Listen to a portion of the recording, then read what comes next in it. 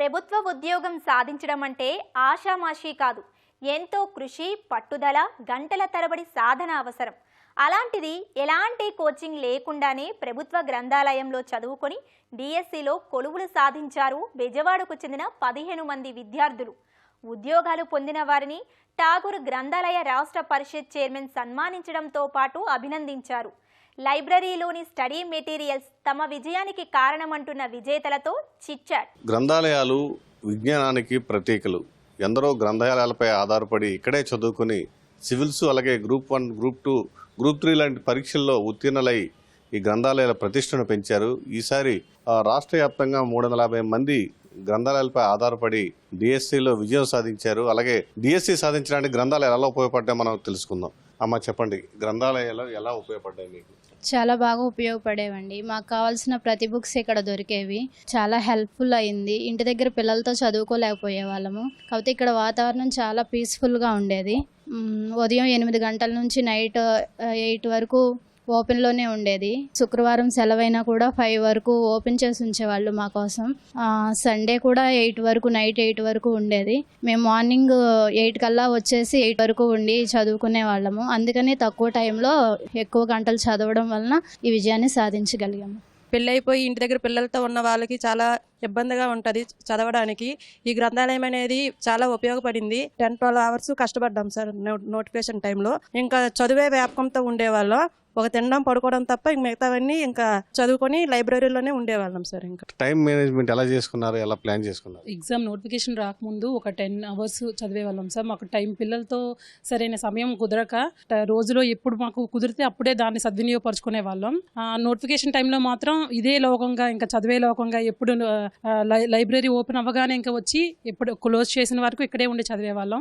రోజుకి ఒక 15-14 అవర్స్ చదివిన రోజులు కూడా ఉన్నాయి. తల్లిదండ్రుల సహకారం, భర్త సహకారం, కుటుంబ సభ్యులు, స్నేహితుల సహకారం ఉండబట్టే ఈరోజు సాధించగలిగాం. ఒక మహిళ ఖచ్చితంగా సాధించగలిగిందంటే ఇంటి నుంచి ఆ స్ట్రగుల్స్ నుంచి బయటపడితే 50% సక్సెస్ వచ్చినట్టే సార్. డిఎస్సిలో ఒక పోస్టు సాధించడం ఎంత కష్టం, అలాంటిది ఈ డిఎస్సిలో ఒకేసారి 4 పోస్టులు సాధించారు. ఆయన అడిగి విజయరాశి తెలుసుకుందాం.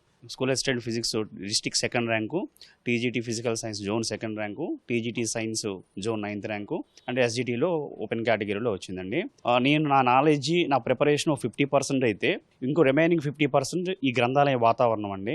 చాలా ఉపయోగపడింది. ఇక్కడ దొరకని రిఫరెన్స్ బుక్ అంటూ లేదు. నాకు దొరకని బుక్స్ కూడా కొన్ని ఇక్కడ రిఫర్ చేసి ఎక్స్ట్రా పాయింట్లు రాసుకోవడం వల్ల నేను ఆ విజయానికి చాలా ఉపయోగపడినాయి.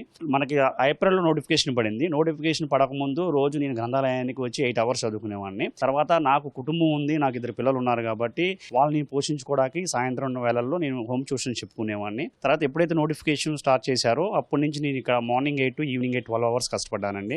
మన ఇంట్లో ఉన్నాం అనుకోండి, ఒక నూతిలో కప్పలాగా మనకు సరౌండింగ్సే కనబడతాయి. కానీ ఈ గ్రంథాలయానికి రావడం వల్ల ఓపెన్ కాంపిటీషన్ ఎట్లా ఉంటుంది, తోటి కాంపిటీటర్స్ ఎలా ప్రిపేర్ అవుతున్నారు, నెక్స్ట్ డిసిప్లిన్ ఒకటి అలవాటు అవుతుందండి. ఏంటంటే 8 to 1 కంటిన్యూస్ స్టడీ, 1 తర్వాత లంచ్, 2 తర్వాత మళ్ళీ స్టడీ స్టార్ట్ చేస్తాం, మళ్ళీ 8 వరకు కంటిన్యూస్. అదే ఇంట్లో ఉన్నాం అనుకోండి, 1 అవర్ టీవీ చూద్దాం, లేదా బయటికి వెళ్దాం, చదివాం కదా అన్న ఆ ఎక్స్ట్రా యావిగేషన్స్ ఉంటాయి. అవేమీ లేకుండా నా యొక్క విజయంలో కీలక పాత్ర పోషించినటువంటి ఈ గ్రంథాలయ సభ్యులకి నా మనస్ఫూర్తిగా నా ధన్యవాదాలు తెలియజేసుకుంటున్నాను సార్. ఏ కేటగిరీలో మీరు విజయం సాధించారు? సార్ నాకు 2 వచ్చింది సార్. స్కూల్ అసిస్టెంట్ సోషల్ ఒకటి, టీజీటీ ఒకటి సార్. 2 జాబ్స్ వచ్చాయి. ముందు నుంచే ప్రిపేర్ అవుతున్నా, కానీ లైబ్రరీలో ఫుల్ టైం అంటే ఎక్కువసేపు కూర్చున్నది ఒక 8 అవర్స్, అట్లా ఇంటి దగ్గర అట్లా మొత్తం 14 అవర్స్ చదివేవాడిని సార్. గ్రంథాలయాన్ని 12 అవర్స్ ఉపయోగించుకోవడం జరిగింది.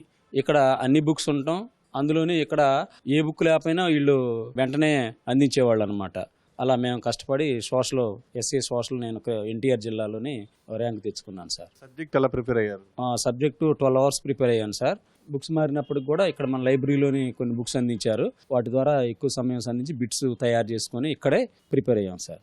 కోచింగ్ తీసుకునేటువంటి ఆర్థిక స్తోమత లేనప్పటికీ గ్రంథాలయం అనేది చాలా ఉపయోగపడుతుందని, అంటే నేను ఇంటర్మీడియట్ చదివేటప్పటి నుండే గ్రంథాలయం మీద కొంత ఆసక్తి పెరిగింది. కాంపిటేటివ్ ఎగ్జామ్స్ మీద అంత అవగాహన లేకపోవడం వల్ల, నాకు సరైన గైడెన్స్ ఇచ్చేటువంటి వాళ్ళు లేకపోవడం వల్ల నేను దాని మీద అంతగా ఆసక్తి చూపించలేదు. తర్వాత 2018లోకి వచ్చేసరికి ఎస్ఏ తెలుగు దగ్గరలోకి వచ్చిపోయింది 1.3లో. దాంతో నేను కూడా జాబ్ సాధించగలను అనేటువంటి ఒక నమ్మకం ఏర్పడింది. అంతేకాకుండా మిత్రులు కూడా మీరు కొట్టగలరు సార్, సార్ మీరు ముందు ప్రయత్నం చేయండి, మానేసేసి డిఎస్సి కోసం కూర్చుంటేనే అవుతుంది సార్ అని చెప్పారు. అప్పుడైతే నేను వినలేదు. అయితే అది నాకు మైండ్లో పడింది. అంటే నేను కూడా కూర్చుంటే చదివితే సాధించగలనేటువంటి నమ్మకం ఏర్పడి నేను లైబ్రరీకి రావడం స్టార్ట్ చేశాను. చుట్టుపక్కల ఉన్నటువంటి వాతావరణాన్ని బట్టి అంటే వాళ్ళని చూసి నేను ఎంకరేజ్ అయ్యి చదవడం అనేది స్టార్ట్ చేశాను. అట్లా మెల్లగా దేవుని కృపను బట్టి నాకు జాబ్ అనేది వచ్చింది సార్. నాకు డిఎస్సిని క్రాక్ చేయడానికి లైబ్రరీ ఎంతగానో ఉపయోగపడింది సార్. రోజుకి 14 అవర్స్ చదివాను సార్. అంటే నాది ఇది మొదటి ప్రయత్నం. నాది 2023లో అది బీఈడి కంప్లీట్ అయింది. ఇంత తక్కువ టైంలో అచీవ్ చేశానంటే నాకు గ్రంథాలయం ఎంతగానో ఉపయోగపడింది సార్.